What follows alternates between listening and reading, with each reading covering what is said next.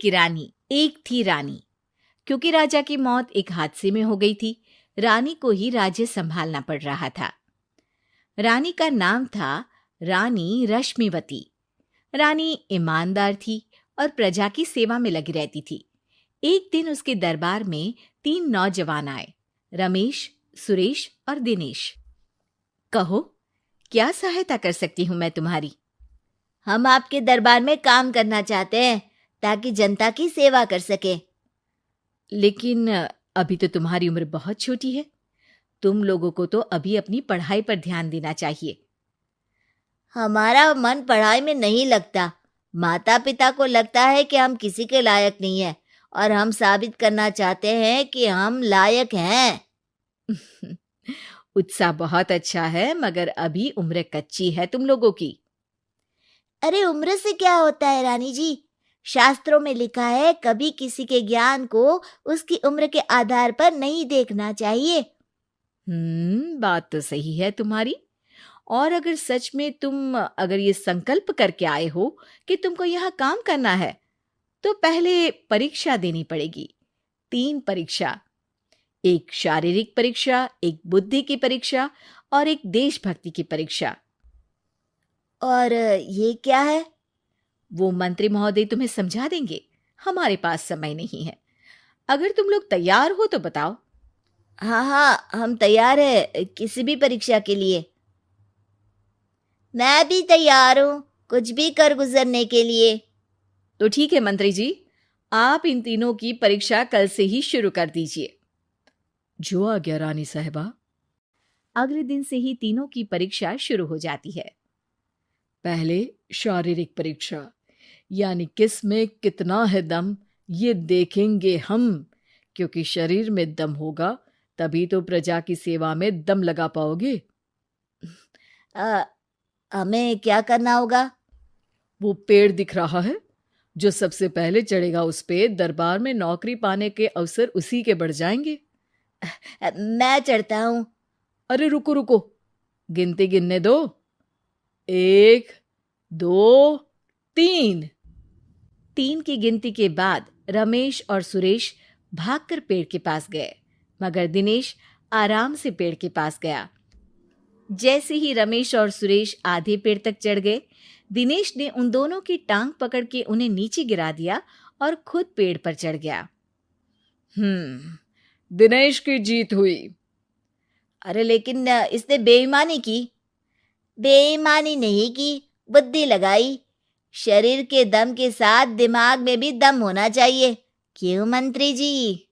हाँ, बात तो तुम्हारी सही है। लेकिन बात अगर बुद्धि की है तो बुद्धि की असली परीक्षा हम कल लेंगे। शाम को जाकर मंत्री रानी को सब बता देते हैं। यानी दिनेश उन सब में ज्यादा होशियार है। जी रानी साहिबा। अगले दिन तीनों की बौद्धिक परीक्षा का समय होता है। आज हमें क्या करना है मंत्री जी? थोड़ा सब्र करो, कल जल्दबाजी में ही हारे थे तुम।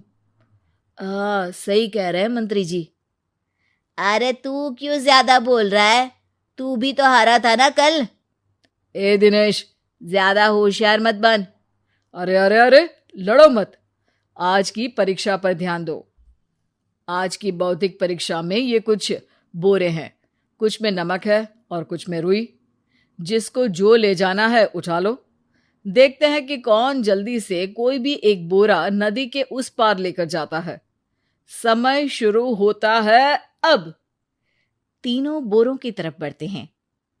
सुरेश, नमक की बोरी भारी है, ले जाने में मुश्किल होगी। हाँ, सही कह रहा है। रुई हल्की है, हम दोनों रुई लेकर चलते हैं। अरे भाई, मैं तो नमक लेकर जाऊंगा। रमेश और सुरेश ये सोचकर हंसते हैं कि आज तो दिनेश हार ही जाएगा। दौड़ शुरू होती है। 1, 2, 3। तीनों नदी की तरफ भागते हैं। रुई में वजन कम होने के कारण रमेश और सुरेश आगे निकल जाते हैं और दिनेश थोड़ा पीछे। पर जैसे ही वो सब नदी में जाते हैं, दिनेश की बोरी का नमक गलने लगता है और वजन कम हो जाता है, जबकि रमेश और सुरेश की रुई में पानी भर जाता है और बोरी का वजन बढ़ जाता है। अरे ये इतनी भारी क्यों हो गई रमेश? अरे मुझे क्या पता, शायद जादुई बोरी है। अरे लगता है कि हम बेवकूफ बन गए। बने नहीं हो, तुम हो ही बेवकूफ। इतना तो पता होना चाहिए कि पानी में नमक गल जाएगा। दिनेश का पूरा नमक गल जाता है और बोरी खाली हो जाती है। वो जल्दी से रेस पूरी कर लेता है। इस परीक्षा के विजेता भी दिनेश ही हैं। उसने दिमाग लगाकर दिखा दिया कि वो बौद्धिक परीक्षा में भी रमेश और सुरेश से आगे है। अब कल तुम्हारी देशभक्ति की परीक्षा होगी, जो स्वयं रानी मां लेंगी। रात को फिर मंत्री रानी के पास जाकर बता देते हैं कि आज की परीक्षा में कैसे दिनेश ने अक्लमंदी दिखाई और बौद्धिक परीक्षा में भी उसी की जीत हुई। अरे वाह, दिनेश तो हमारे बहुत काम आ सकता है। हम उत्साहित हैं कल की परीक्षा के लिए। वो तो ठीक है रानी साहिबा, लेकिन हमने सुना है कि पड़ोसी राज्य का राजा आकाशदीप हमारे राज्य की सीमा में घुसपैठ कर रहा है। ये तो चिंता की बात है। हमें जल्द ही कुछ करना चाहिए। अगले दिन रमेश, सुरेश और दिनेश अपनी आखिरी देशभक्ति की परीक्षा के लिए दरबार में आते हैं। प्रणाम रानी साहिबा। नमस्कार रानी जी। प्रणाम रानी माँ। हमने तुम्हारी परीक्षा पर गौर किया। दिनेश आगे हैं। हम तुम तीनों में से किसी दो को ही दरबार में काम दे सकते हैं। किसी एक को आज जाना होगा। तो देशभक्ति की परीक्षा के लिए तैयार हो? पूरी तरह से। मैं तीनों से एक ही सवाल करूंगी। जिसका जवाब सबसे सही लगेगा उसे तो नौकरी मिल ही जाएगी। फिर दूसरे सबसे सही जवाब देने वाले को भी काम मिलेगा। आप लोगों का समय शुरू होता है अब। ज्यादा सोचने का समय नहीं होगा। जो मन में पहली बात आए उसका जवाब दे। तो सवाल ये है कि तुम इस मिट्टी के लिए क्या कर सकते हो? मैं इस मिट्टी को साफ रखूंगा। यहाँ के लोगों के भोजन की कमी को मैं पूरी करूंगा। मैं यहाँ के लोगों को गले लगा लगा के उनको खुशी दूंगा रानी माँ, और गरीबों के लिए घर बनवाऊंगा। मैं इस मिट्टी के लिए किसी की जान भी ले सकता हूँ रानी माँ। मंत्री, दिनेश को एक तलवार दो। जी रानी जी।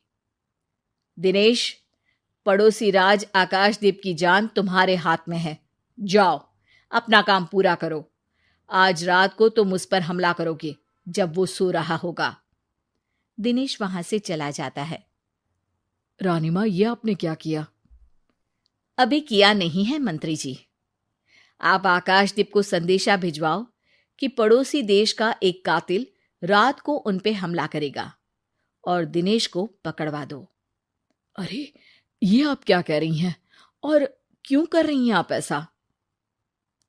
राजा को लगेगा कि हमने उसकी मदद की, उसकी जान बचाकर। वो हमारे राज्य का पीछा छोड़ देगा और हमारा एहसानमंद हो जाएगा। और दिनेश का क्या होगा? इस राज्य को दिनेश जैसे शातिर और लड़ाकू लोगों से ज्यादा जरूरत है, ऐसे लोगों की जो लोगों को खाना खिलाने की और खुश करने की बात करे। और ये गुण सुरेश और रमेश में है। इन्हें नौकरी दे दो। दिनेश बहुत चतुराई से नौकरी हड़पना चाहता था, जिसके लिए उसने रमेश और सुरेश जैसे दोस्तों का भी नुकसान किया। पर रानी ज्यादा चतुर निकली। उसने एक तीर से दो निशाने लगाए। दिनेश जैसे खूंखार युवक को राज्य से बाहर करवा दिया और पड़ोसी राजा आकाशदीप को अपना एहसानमंद कर लिया। पूरा दरबार रानी की जय जयकार कर रहा था।